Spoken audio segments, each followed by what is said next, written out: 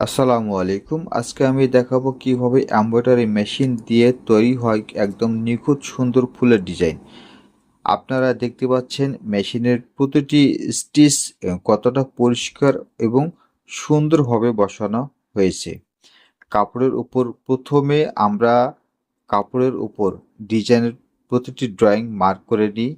এই নীল দাগগুলো হচ্ছে গাইডলাইন, যেভাবে মেশিন কাজ করবে সেটার দিক নির্দেশনা। এবার শুরু হলো মূল কাজ। সুতো চালু করলেই মেশিন ধীরে ধীরে ডিজাইন তৈরি করতে হয়। দেখুন, এখন ব্যবহার করা হচ্ছে উজ্জ্বল হলুদ সুতা। এই অংশটিকে ফুলের পাপড়ির মতো সুন্দর দেখাচ্ছে।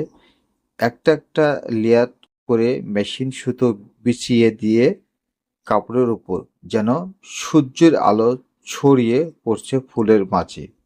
এখন মেশিনের নতুন রং লাগানো হবে, হয়তো লাল বা গোলাপি। প্রতিটি রং আলাদা সৌন্দর্য এনে দেয় ডিজাইনের।